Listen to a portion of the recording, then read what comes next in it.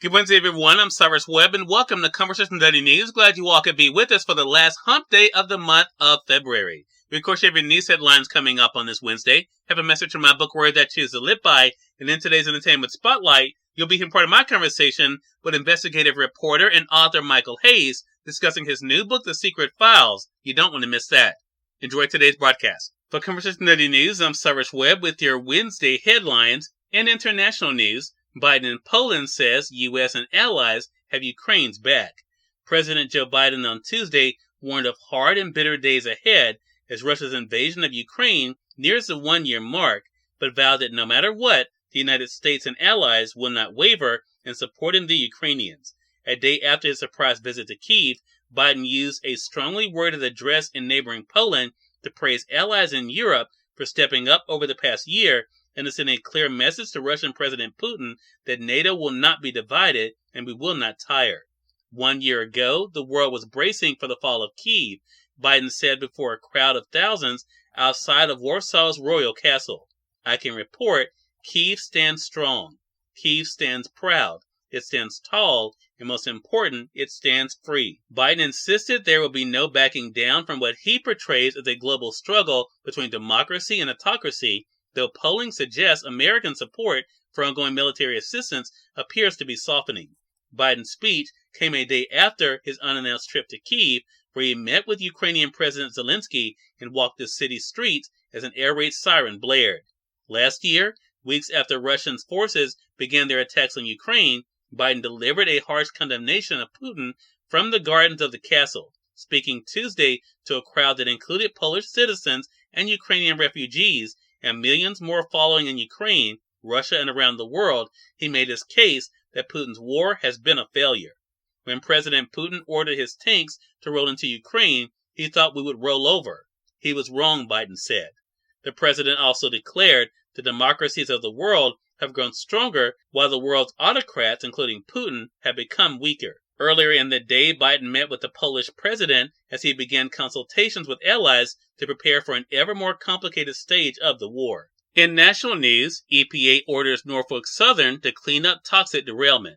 The U.S. Environmental Protection Agency, or EPA, ordered Norfolk Southern on Tuesday to pay for the cleanup of the Eastern Palestine, Ohio train wreck and chemical release as federal regulators took charge of long-term recovery efforts and promised worried residents they wouldn't be forgotten. Using its authority under the federal Superfund law, EPA told Norfolk Southern to take all available measures to clean up the contaminated air and water, and also said the company will be required to reimburse the federal government for a new program to provide clean services for impacted residents and businesses. The agency said its order marked the end of the emergency phase of the February 3rd derailment and the beginning of long-term remediation phase in the East Palestine area. In more national news, Don Lemon to return to CNN, undergo formal training. CNN anchor Don Lemon will return to work today and receive formal training in the aftermath of his on-air comments about Republican presidential candidate Nikki Haley, network CEO said in an email to employees Monday night. The memo, obtained by the Associated Press, did not specify the training. The CEO added that it was important to him that the network balances accountability with fostering a culture in which people can own, learn, and grow from their mistakes. Lemon has not been on the air since last Thursday when he said the 51-year-old Haley was not in her prime during the broadcast on CNN this morning. In sports, Brittany Griner resigns with Phoenix Mercury. Brittany Griner will be back in the WNBA this season, once again playing with the Phoenix Mercury. Griner, who was a free agent, resigned with the team on Tuesday. The 32-year-old Griner has said she would return to Phoenix in a social media post in December after she returned home from her 10-month detainment in Russia. Griner had been arrested at an airport just outside of Moscow on drug possession charges a year ago and was brought home in a dramatic high-level prisoner exchange in last December. And finally, in business news, stocks tumbled the biggest drop since December as rates climb. Wall Street tumbled to its biggest drop since last December as concerns deepen about the impact of rising interest rates. The S&P 500 fell 2% on Tuesday. The Dow Jones Industrial Average lost 697 points, and the Nasdaq Composite fell 2.5%. Home Depot fell to one of the market's sharpest losses after it gave a financial forecast that fell short of Wall Street's expectations. Treasury yields kept climbing on words that the Fed Reserve will need to stay aggressive on keeping rates high to fight inflation. Cyrus Webb, Conversations Daily News. It's on time for a message from my book, Word That Choose to Live By. Enjoy. Good Wednesday, everyone. I'm Cyrus Webb, and welcome to Word That Choose to Live By. Approach today as an opportunity to refocus, regroup, and remind yourself that you are just as worthy of the very best in life as anyone else. Now go out there and achieve it.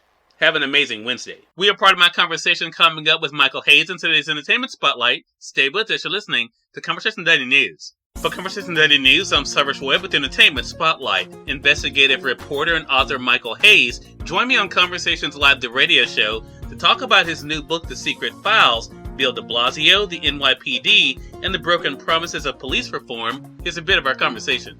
Michael, thank you again for the time. Really appreciate it. Hey, Cyrus. Thanks for having me on. Well, Michael, definitely it's our pleasure, and we're going to remind our audience how they can get their copy of the book and stay connected with you. But I want to talk about this topic for you. As I mentioned, you are an investigative reporter.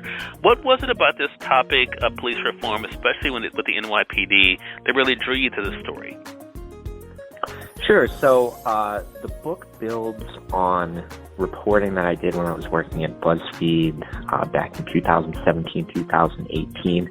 I was covering law enforcement, and a source passed myself and another reporter a cache of about 2,000 secret NYPD disciplinary records that just revealed all sorts of egregious misconduct and the fact that a lot of officers weren't going punished for these misdeeds. And we spent a year working on that project. So when I got the opportunity to do the book, a couple years later, the situation in New York had really turned a corner. A law had been passed, or I should say repealed, that made these secret files no longer a secret. And also in that time, the NYPD in the city of New York had published quite a bit of thousands of files of police disciplinary records. So I really wanted to, dig back in and look at what had changed since I originally got on this beat. And, unfortunately, what I found is because of politics, awesome power of the NYPD, the city, fell short and continues to do so when it comes to holding police who commit egregious misconduct fully accountable for their actions. Cyrus Webb, Conversations Daily News. We thank you all for tuning into this edition of Conversations Daily News. But better get on tomorrow with more news, message from my book, Word That Choose to Live By, and of course your Entertainment Spotlight. Until then, our host Cyrus Webb saying, as always, enjoy your day, enjoy your life, enjoy your world. Thank you all for choosing Conversations Daily News today. Now let's go make today amazing. Take care.